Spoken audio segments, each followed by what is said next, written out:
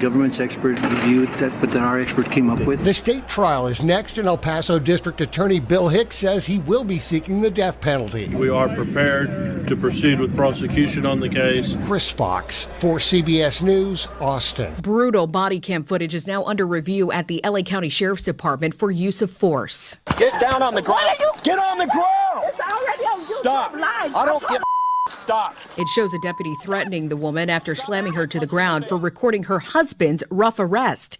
CBS's Elaine Quijano. The deputy's knee can be seen on the woman's neck. I can't breathe. The deputy then douses the woman with what appears to be pepper spray and then places her in handcuffs. This was all over an alleged stolen cake. Both deputies are now on desk duty. The Secret Service is investigating how cocaine got into the West Wing of the White House. CBS's Stephen Portnoy is in Washington. A law enforcement source tells CBS News the powder was found in a storage cubby regularly used to hold cell phones.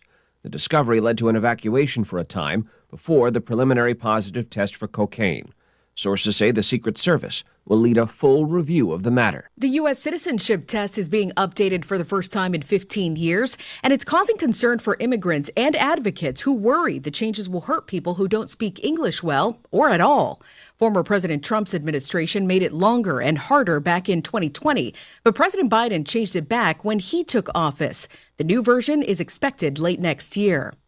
Day 3 of Wimbledon got off to a messy start after protesters threw orange glitter on the grass court in the middle of a men's singles match. Wait, please. The crowd's boos on ESPN. That match was paused. Find great hires fast with Indeed. Their end-to-end hiring solution makes it easy to attract, interview, and hire candidates all in the same place. Visit Indeed.com/credit. Imagine getting ahead of your irritable bowel syndrome with constipation or IBS-C by treating it with Linzess. Then you could start proactively managing your constipation with belly pain and get ahead of your symptoms. Talk to your doctor about Linzess, linaclotide. Linzess is a prescription medicine that treats IBS-C in adults. It's not a laxative. It's a once-daily pill that helps you get ahead of your symptoms. It's proven to help you have more frequent and complete bowel movements and helps relieve overall abdominal symptoms, belly pain, discomfort, and bloating. These symptoms were studied in combination, not individually. Do not give Linzess to children less than 2. It may harm them. Do not take Linzess if you have a bowel blockage. Get immediate help if you develop unusual or severe stomach pain, especially with bloody or black stools. The most common side effect is diarrhea, sometimes severe. If it's severe, stop taking Linzess and call your doctor right away. Other side effects include gas, stomach area pain, and swelling. Imagine what could relief from IBS-C mean for you. Talk to your doctor and say yes to Linzess. Learn more at linzess.com or call 1-800-LINZESS. The Good Neighbor Network, FM 101.9 and AM 1450 Murfreesboro, FM 100.5 Smyrna, and online at WGNSradio.com. This is the Roundtable.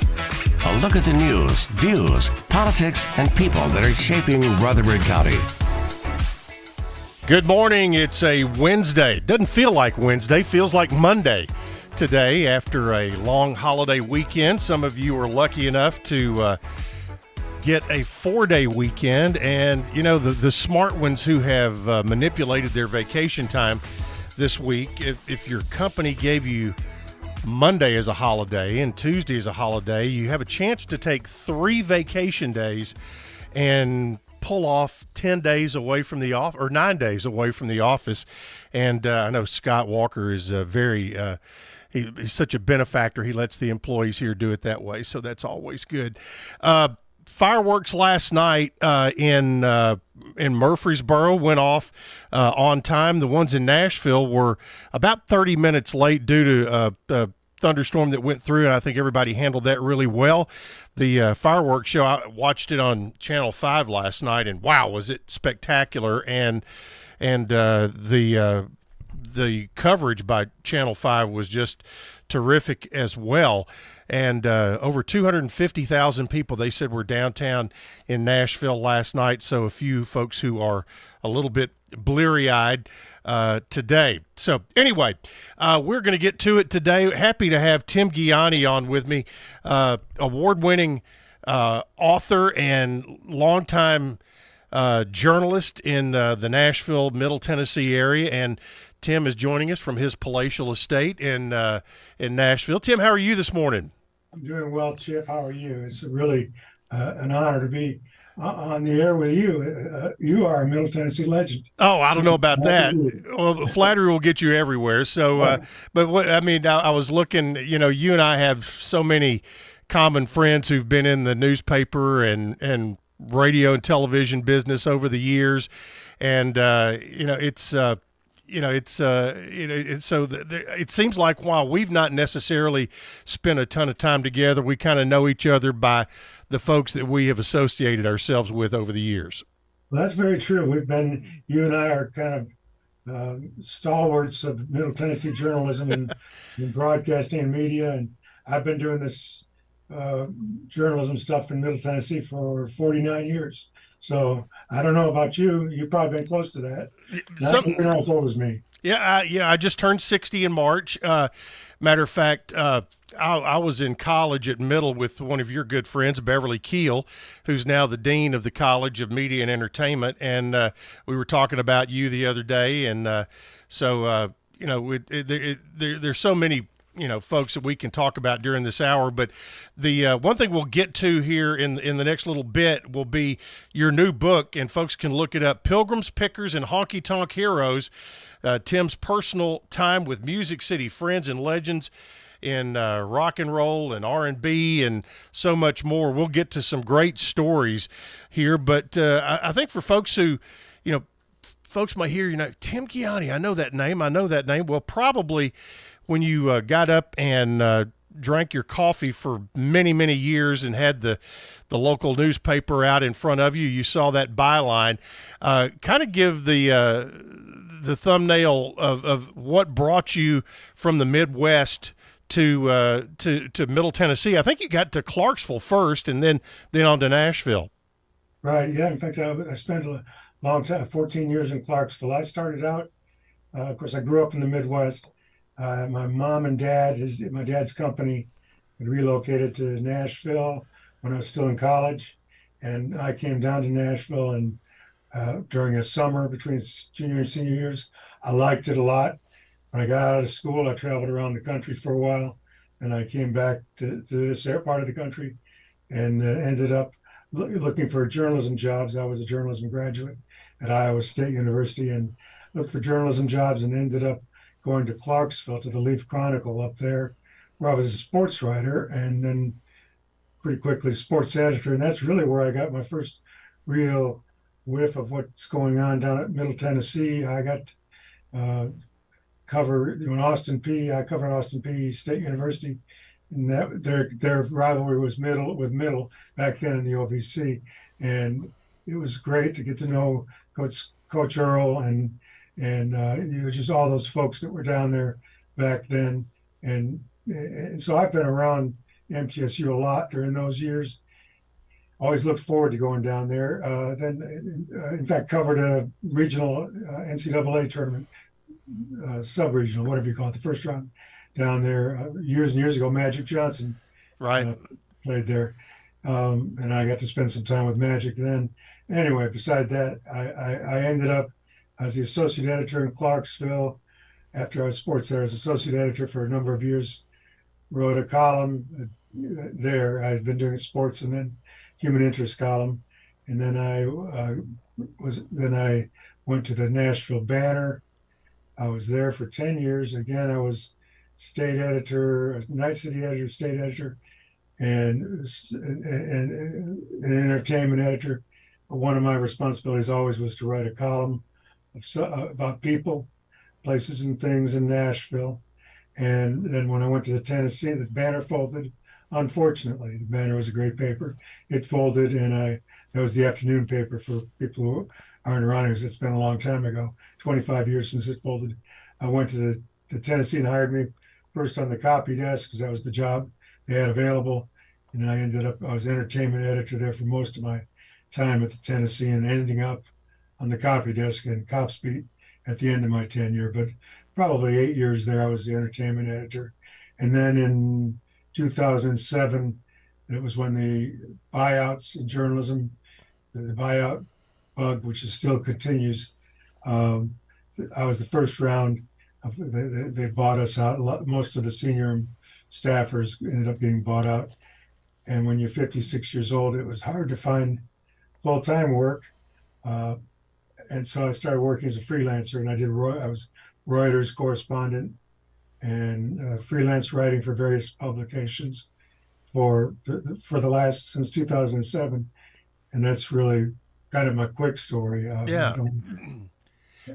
Is my picture too dark, by the way? No, you're fine. Everything's fine. So when you were in Clarksville and doing sports, was that during the Lake Kelly Fly Williams era?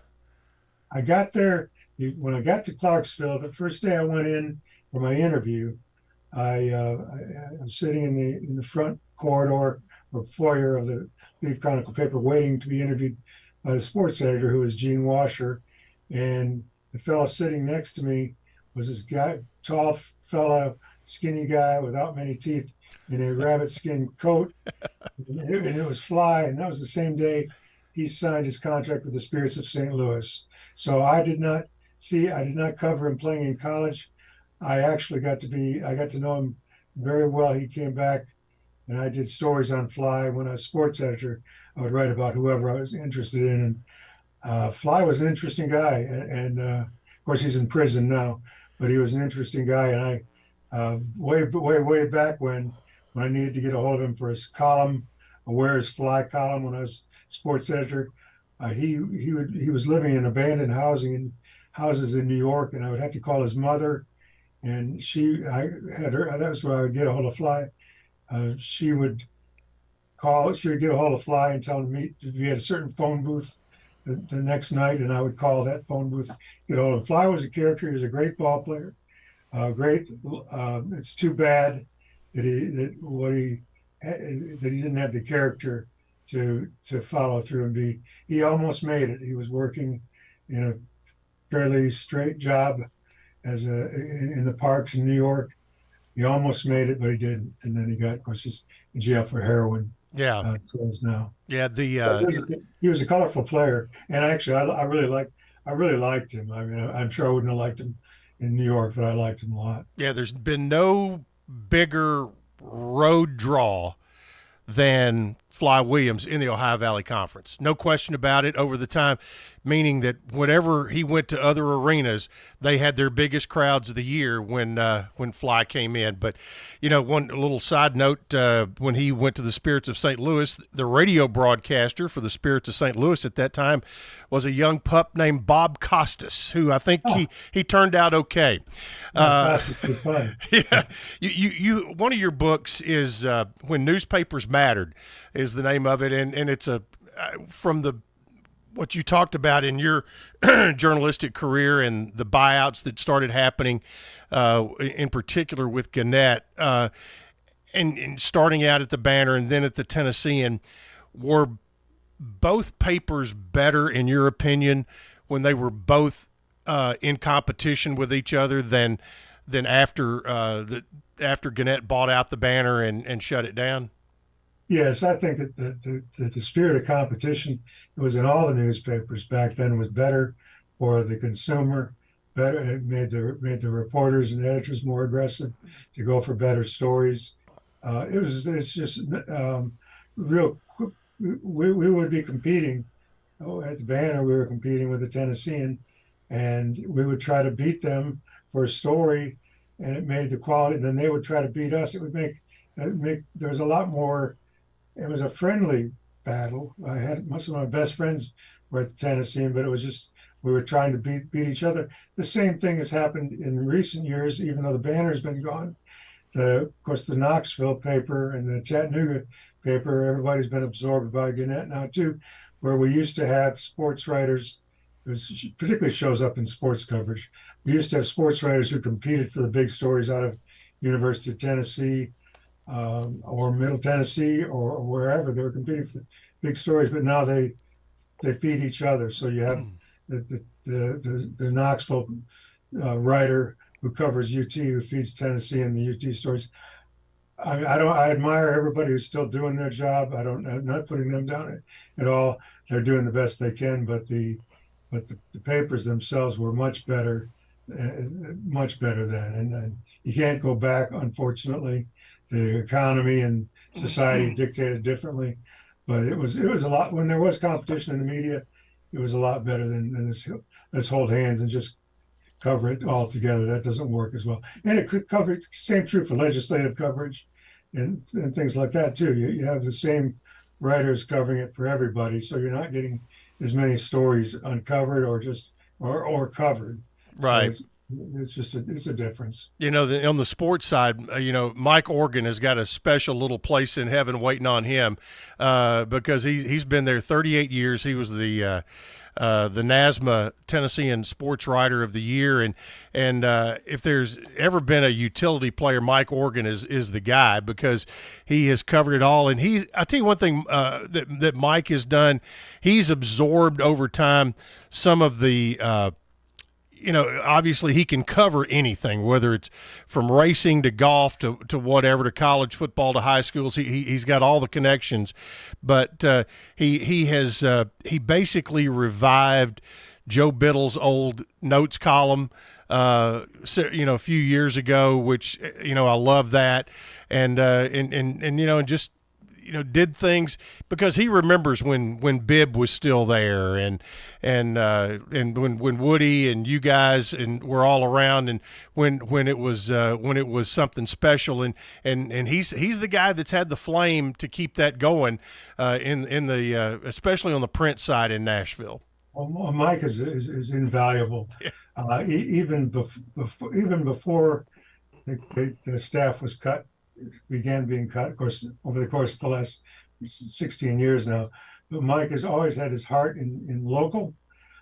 He's still the most important thing for a newspaper is to make sure you're covering your local audience.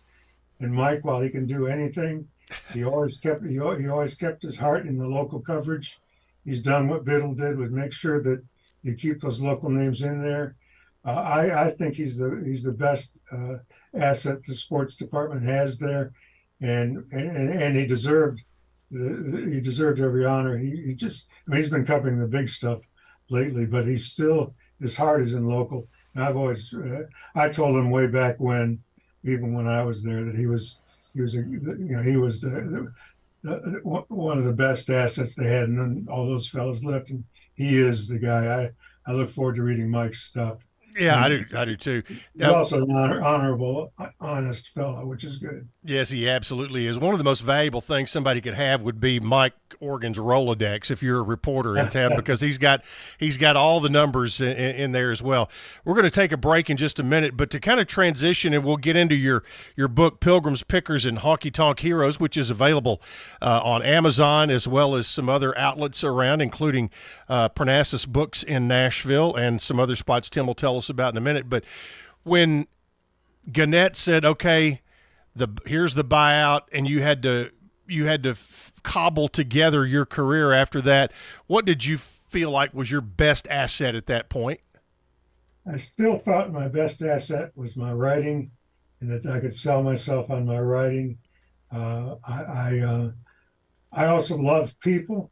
I've always been very comfortable around people, so writing about people, and it was what I had. I thought, I'd been an editor, I'd been in charge of newsrooms, and I was always good at that too. But the writing and the fact that I love the people of Middle Tennessee, and that's what I thought was my biggest asset to offer to other places. Yep, and he has done that very well in what has been a 15-year freelance career now, after a long period of time with the Banner, the Tennessean, and the Clarksville Leaf Chronicle, and has put out numerous books, including Pilgrims, Pickers, and Honky Tonk Heroes, which we'll dive into after this break. You are listening to the Wednesday Roundtable on WGNS. This is the Roundtable from News Radio WGNS on FM 101.9 and AM 1450 Murfreesboro, FM 100.5 Smyrna, and worldwide at WGNSradio.com. Hi, this is Bob Cornell, pastor of Covenant Church right here in Murfreesboro, Tennessee. The answer that you've been looking for is found in Jesus and what he accomplished at the cross. You see, Jesus changes lives from the inside out. We would love for you to join us at Covenant Church, located at 1124 Brinkley Ave, right here in Murfreesboro. We have services Sunday morning at 10:30 a.m. and Tuesdays at 7 p.m. You can learn more about us at our Cornell Ministries YouTube channel. We want you to grow in Christ at Covenant Church.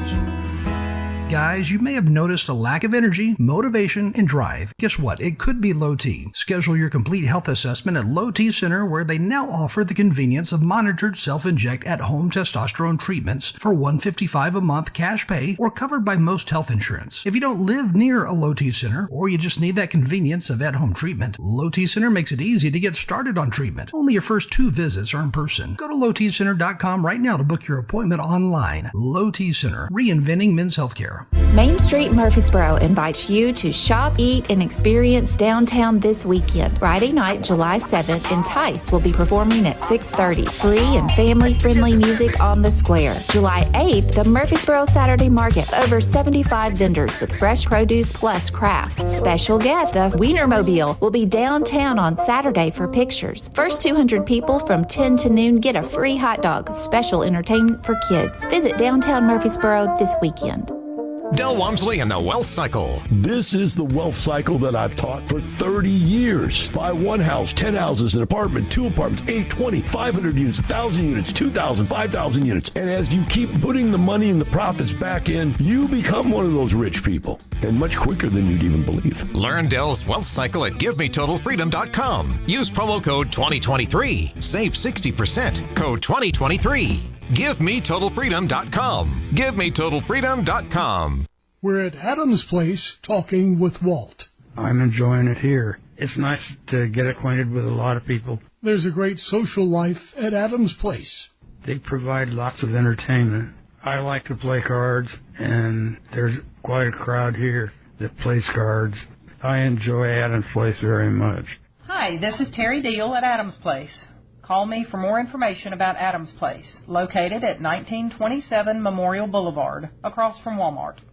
It's Good Neighbor Events, brought to you by Cardinal Realty Solutions, the law offices of John Day, and AmeriCare Pest Control. Let the experts at Cardinal Realty Solutions help you with your Middle Tennessee real estate needs. Cardinal went over the process, so we knew what to expect. Find a realtor you can trust. They made it less stressful. At CardinalRealtySolutions.com. Listen each weekday morning at 9 o'clock for the Roundtable here on News Radio WGNS. Interesting hosts and guests with the news, views, politics, sports, and people that are shaping Rutherford County. Here on News Radio WGNS. Let's check those WGNS Good Neighbor events. Gun safes help protect others.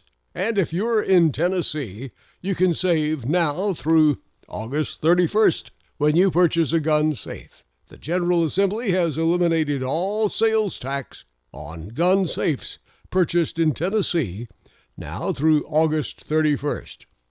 Hey, learn more about local history.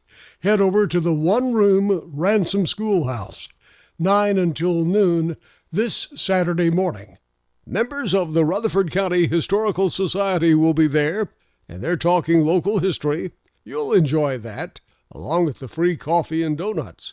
Saturday morning, 9 until noon at Ransom School. That's 117 North Academy Street. That's at 117 North Academy Street.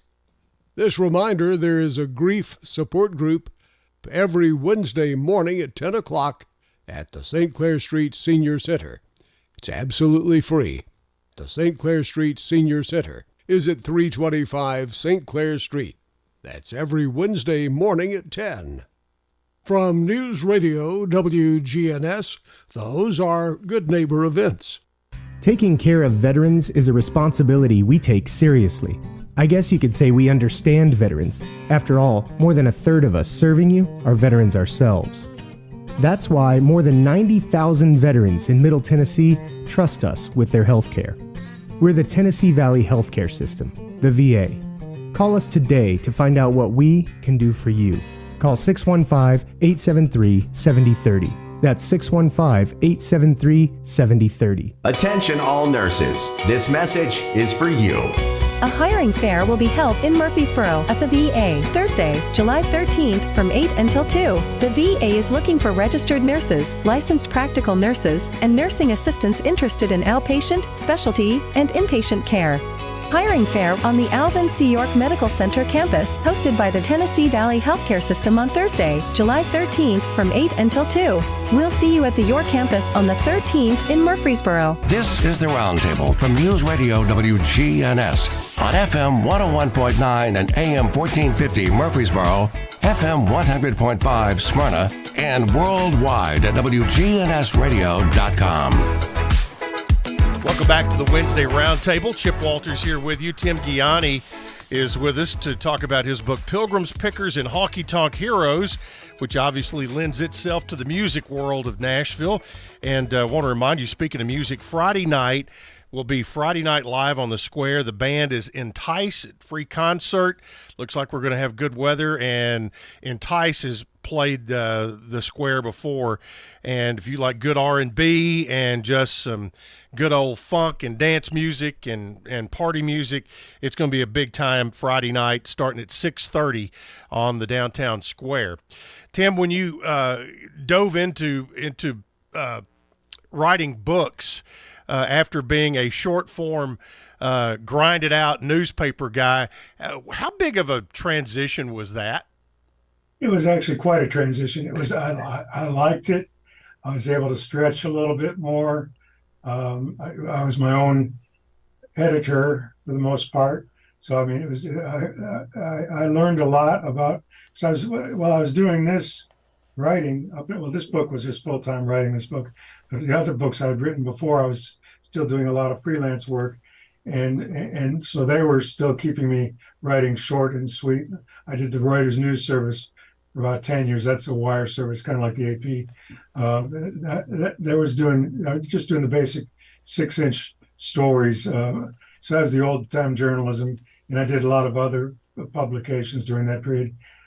But when I started writing, particularly this book, I had lost all my freelance work because of the COVID epidemic, and everybody just cut all their freelance. I was writing for the Nashville Ledger, a column every other week, a long column, a free-form column about people, but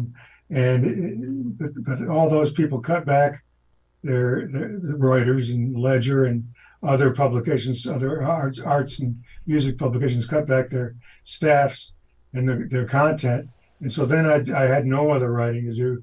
So I decided, instead of lamenting that, because the epidemic was here to stay, at least for a while, it's still here now, but it's mostly gone, I guess. I decided to just go ahead and write this book and focus on, I had this idea to do this book for a long time. And then I could focus on writing these stories and not worry about writing it in 15 inches. I could go back and read all those 15-inch stories that I'd written as reference points, and then just go ahead and write and let my mind work and free up, not worrying about how much, how long it went. So that was actually fun. I tried to keep each chapter to about 5,000 words, which in the old days, a story, if you did a story that was 1,000 words, it was a long story in a newspaper. So 5,000 words for a chapter was fairly lengthy. I have to say, I did have one editor on this end. My wife, Suzanne Gianni, was the features editor, lifestyles editor at the Daily News Journal back in the 80s and 90s. And so she would edit me. And then I had a friend also who was reading my chapters, named Peter Cooper, a music writer. He's deceased now, but he was reading them also. So I did have editors who were trying to make me stay in line, but it was still nice to go ahead and stretch. And it was a great challenge to me to stretch and still discipline myself in my writing to make sure I knew I was going to get from point A to point B, but I could take these side tracks between those points and tell other stories. It was a joy. It was hard work. It took me a year to write this, but it was a pleasure. Now, the characters in this book, it is about Nashville and country music, a lot of it, as well as rock and roll, R&B. The names that appear in this book with stories is just a who's who, and it is the thing that I really like about it. It is the corporately formed artists. These are folks, guys and gals, that had real personalities. I mean, you think about, there's a lot with Chris Christopherson, and he's someone who wrote a very nice review of your book, but you talk about stories like String Bean's murder, he and his wife, and how Grandpa Jones, who was his best friend, affected by that. All these kinds of things and stories, like, again, that you had dealt with throughout your career, and those reference points you spoke of. It's 100% okay to name drop right here, because this is what this book is all about. Some names of the 70s, 80s, 90s that were all great personalities and great stories. Well, I did get a lot of people in this book.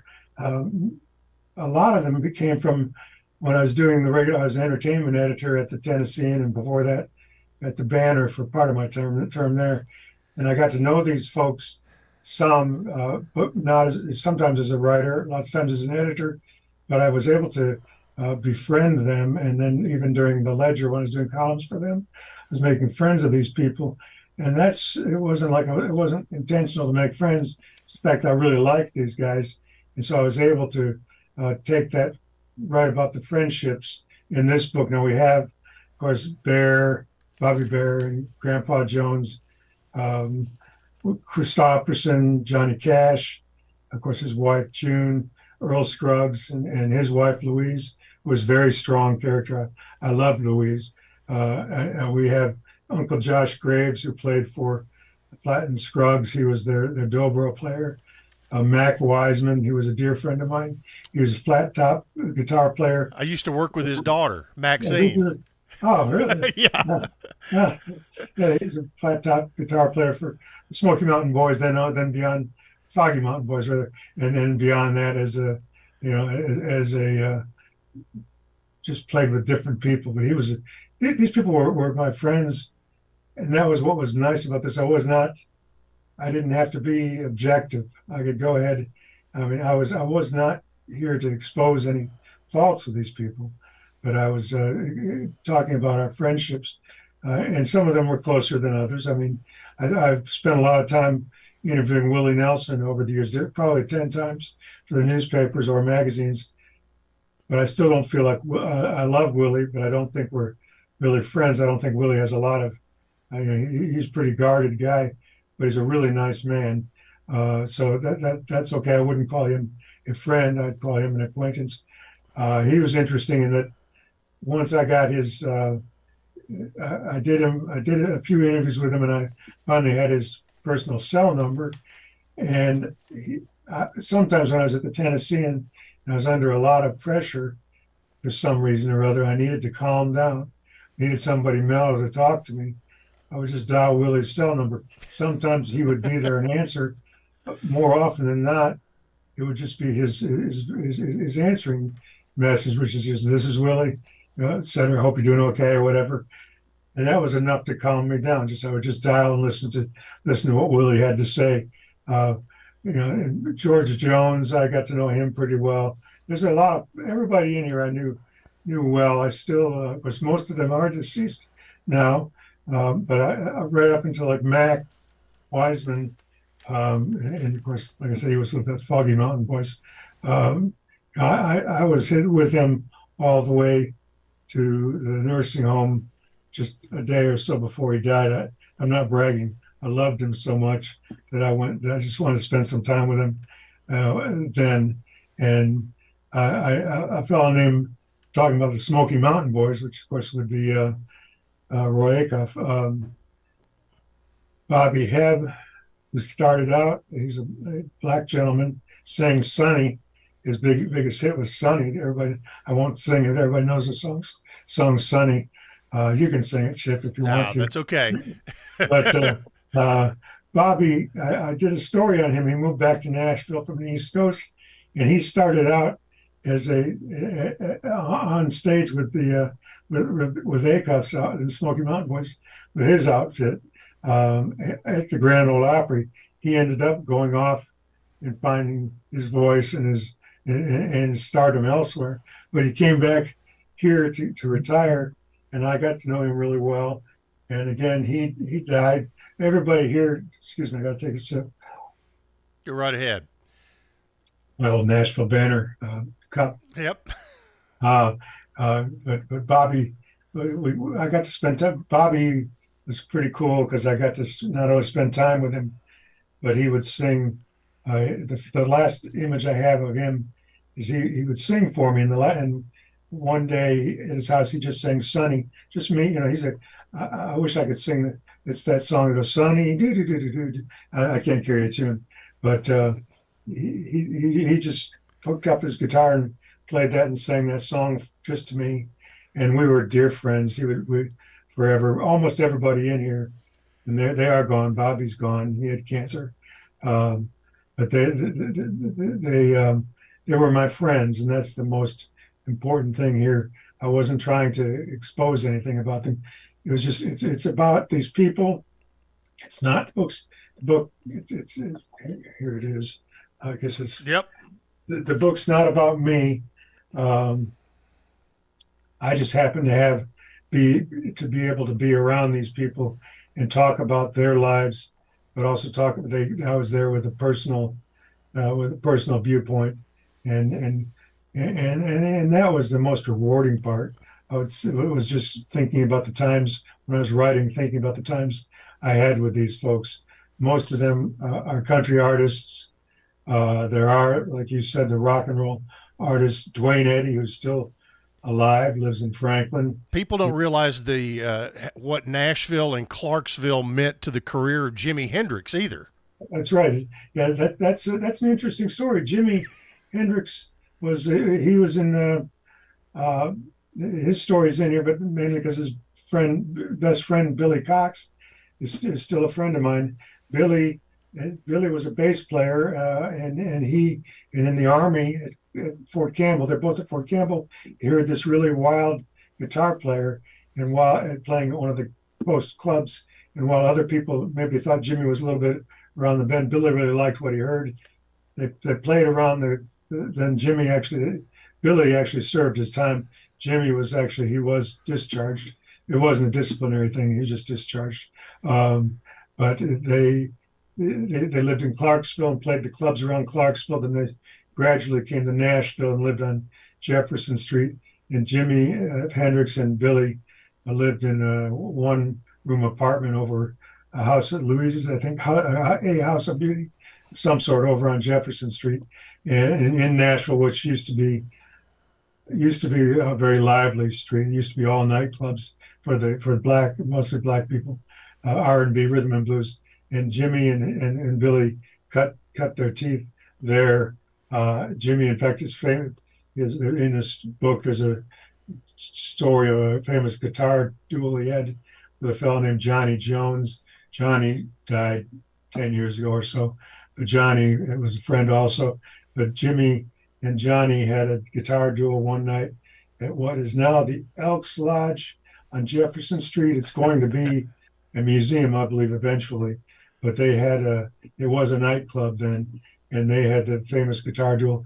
Johnny always maintained that he beat Jimmy. And Billy, I think, thought that Jimmy lost to Johnny. Johnny was an amazing guy. He went on to some acclaim elsewhere. But Jimmy, of course, was picking up. Johnny would say, well, Jimmy may or may not have beaten me. Johnny would always say he won. But regardless, he said, Jimmy picked up a lot of his tricks from me, which Jimmy did. He absorbed from a lot of a fellow named Larry Lee, other people on Jefferson Street. A lot of what Jimmy ended up doing came from Jefferson Street in Nashville, playing behind R&B artists, but also some of the white artists around Nashville. They played, the King Casuals played. Yeah. And and then Billy still lives. So Billy came back. Billy left, joined Jimmy, not with the Hendrix, the end of the experience he was played for with Jimmy, but and he played with a band of Gypsies. That was Jimmy's last band before he died. But Billy was his best friend. So Billy does have a very special place. And of course, he's a great guy to go to talk about Jimmy, but also he's very reserved about who he'll talk to about Jimmy. He values that friendship, even 50 years later, so much. I am fortunate that Billy trusts me, and we were able to talk and enjoy. And I like the guy. I don't know if I've thrown enough names out there, but there's a lot. Well, these stories are in Pilgrims, Pickers, and Honky Tonk Heroes, available on Amazon. Tim Gianni is our guest, and the story he just told tells you that probably the two most important music streets in Nashville were 16th Avenue South and Jefferson Street. We're going to take a break and get right back to it with Tim Gianni in our final segment coming up next, right here on the Wednesday Roundtable on WGNS.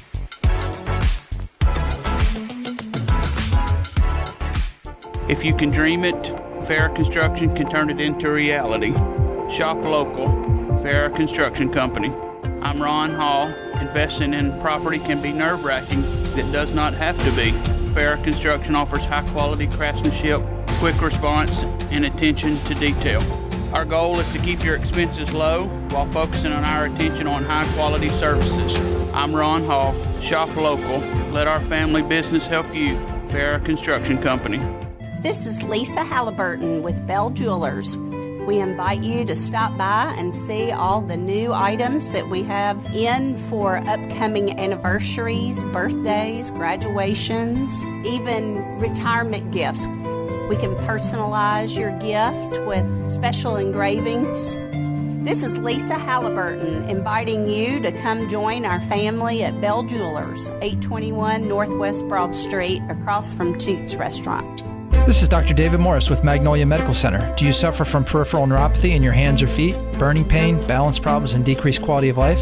Magnolia Medical Center can help. Magnolia Medical Center in Murfreesboro. Online at magnoliamedicalcenters.com. Here at Bud's Tire, we make buying Michelin tires simpler. I'm Allison Mitchell with Bud's Tire Pros. We offer a straightforward approach to service, including nationwide warranties with every purchase. Stop in today to see our full lineup of Michelin and BF Goodrich tires. For whatever you drive, Michelin and BF Goodrich have a tire to fit any need. Bud's Tire Pros, hassle-free, guaranteed. We're located on East Main Street, exactly 3 miles from the town square, 1 mile past Rutherford Boulevard. Visit us online at budstirepros.tn.com. We're visiting with Jennifer Sanchez, manager of Steered Straight 2 Furniture and Thrift at 1007 Dr. Martin Luther King Jr. Boulevard. You're not just walking into just a big warehouse, you're walking into rooms. We've got a media room, we've got a boutique room, we've got a vintage room, a furniture area, kitchen, all that. Steered Straight 2 Furniture and Thrift. Every day you go in there, I promise you it's changing. Steered Straight 2 Furniture and Thrift, 1007 Dr. Martin Luther King Jr. Boulevard. Online at steeredstraightthriftstore.org. Woodbury Road Baptist Church invites you to worship with us this Sunday morning at 10:45.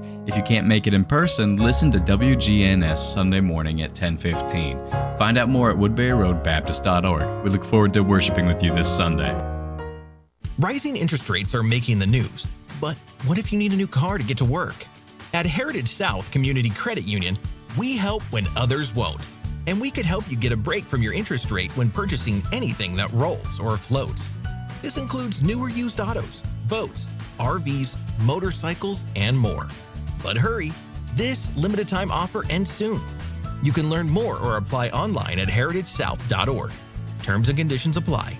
Insured by NCUA. This is the Roundtable from News Radio WGNS on FM 101.9 and AM 1450 Murfreesboro, FM 100.5 Smyrna, and worldwide at WGNSradio.com. Man, these hours go fast. Tim Gianni is our guest. He is the author of Pilgrims, Pickers, and Honky Tonk Heroes.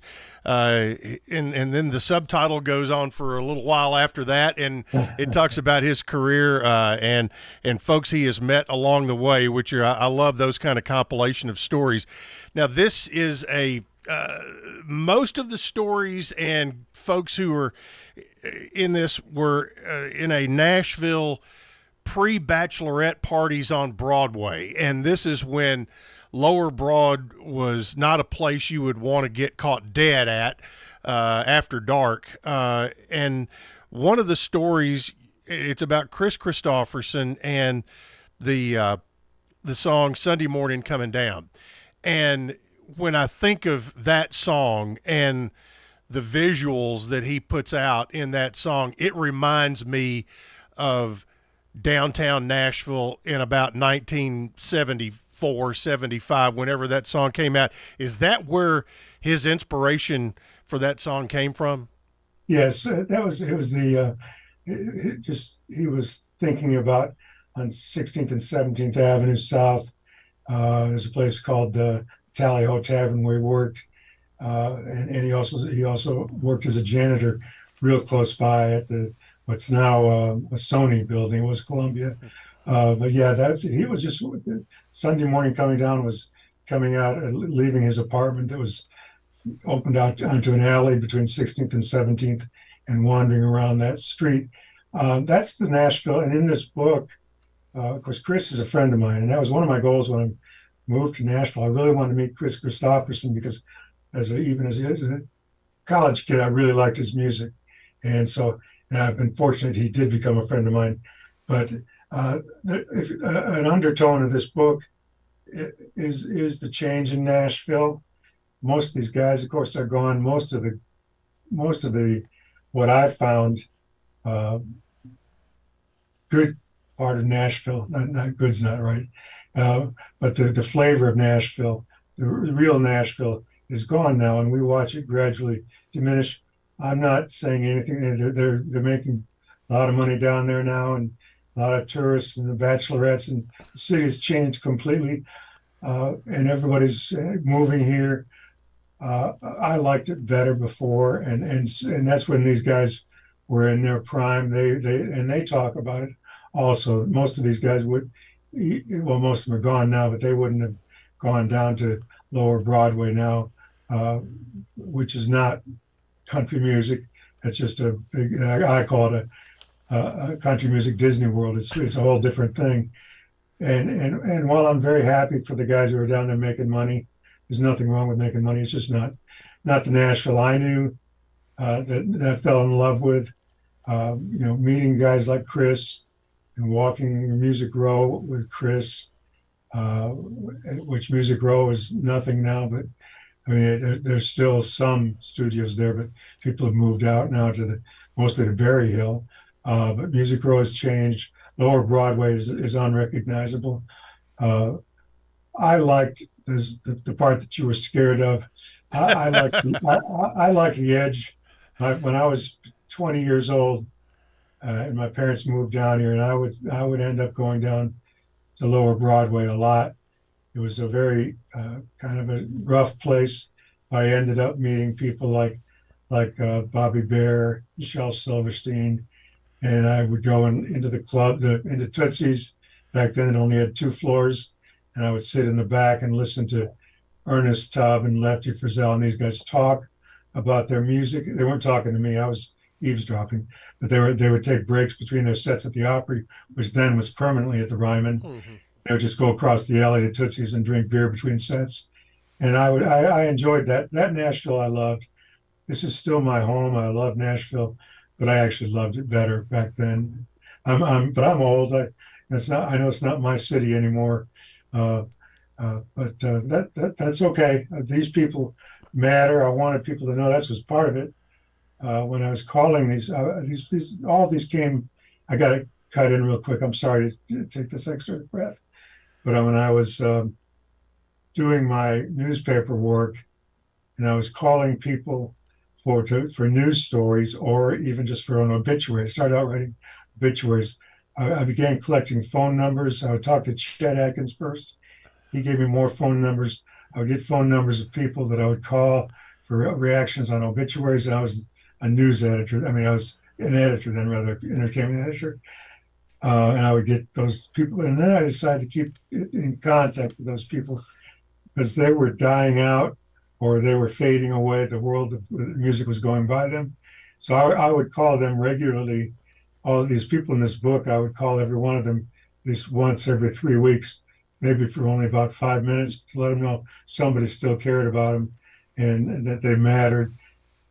And that wasn't it was selfish on my part. It gave me my friends. There was a chance to make friends with these people who are the 90% of these people are the ones who, I mean, there are a few that I didn't get to know so well, but 90% of these people are close friends until their deaths. And a few of them, like Bear and Chris, are still around. An awful lot of them, like you said, like Mac and those guys are and the Scruggs and George Jones and Cash. All those folks are gone. Or Waylon, they're all gone now, which I'm sorry. I was glad to be able to write a book to maybe help people, remind people of who these guys were. And I hope that they will read the book and get a different viewpoint of how they might spend an afternoon with somebody. And that's what it is. Obviously, as we mentioned, the book can be found on Amazon. Where can folks find it in local bookstores or department stores? It's in Parnassus. In Nashville, it's in Parnassus, which is the independent bookstore in Green Hills. It's at the Vanderbilt bookstore, which is a Barnes & Noble affiliate down there on West End. It has been, I'm not sure if no, it is in stock. I'm sorry. It's at the Country Music Hall of Fame and Museum, their gift store, their museum store. It's at Grimey's, which is a used records, not necessarily all used, a big record store in East Nashville. And then it was in Books A Million, and it has been stocked. I'm not sure who has it still in stock, but it was in Books A Million in Mount Juliet, and Barnes & Noble at Cool Springs. Barnes & Noble stores were carrying it, probably still are. People can ask them to get it. Also, the big box stores had it in stock, and have had it in stock, and that would be Walmart, Target, and Target. Yeah, and people can go on their websites and order also. They can go to Amazon.com, or the publisher Roman Littlefield has a website also. They can find places to order it online. But yeah, there are copies at various locations. I don't know if any of the stores in Murfreesboro have it down there. That's kind of up to the publisher and distributor. We've got the Amazon distribution center, so it can be at your house before the end of the day. So right. You can find it right there. Kind of, we got about 4 minutes left, and wanted to kind of end where we started, and that was with your newspaper career. And, I've noticed, I still see bylines of big stories that you have covered. Like I saw a byline looking through some stuff preparing for the show about you covered the Christmas Day bombing in downtown Nashville. What are a couple of the landmark stories that really stick with you to this day that you covered? Well, the Christmas Day bombing I did for Reuters, and that was a big story. And of course, it left its big scar on Nashville. And Reuters would call me, or I would say, "Hey, we got this big bombing going on. I need to go to this story, whatever." The murder of Steve McNair. New York Daily News called me to cover that for them. So I'd spent a couple days. They were sending their NFL writer down, but it took them time to get somebody down here. So I did 2 days of coverage of Steve McNair. That was a hard story. So I still remain a big fan of Steve. Boy, and it comes up every year, 4th of July. Right. And that's one of the biggest stories that I covered. And that was hard because my kids were big fans of Steve. They were young at that point. And so it was hard I was writing the story that was detailing some of the sad parts of Steve's life. And that was a hard thing to do because of my job as a journalist. But he was a great quarterback, plus a benevolent soul in the community. He had a major fault, obviously, and that's what ended up killing him. There were other big stories like that I've done, but those are probably some that people might remember the best. I will say one thing, and this might be of interest to your listeners. When I was a sports writer, and I first covering high schools, I covered Clarksville was playing Father Ryan, and I met a fellow named Boots Donnelly, and then Boots came up, and I was a sports writer in Clarksville, the sports editor, when Boots was the coach at Austin Peay State University. So I got to know Boots more, and I used to go to every practice and spend time with him. But I don't know if people like him or not. I love Boots. And then he went down, of course, spent the bulk of his career down there at his alma mater. And I came down to see him a few times down there.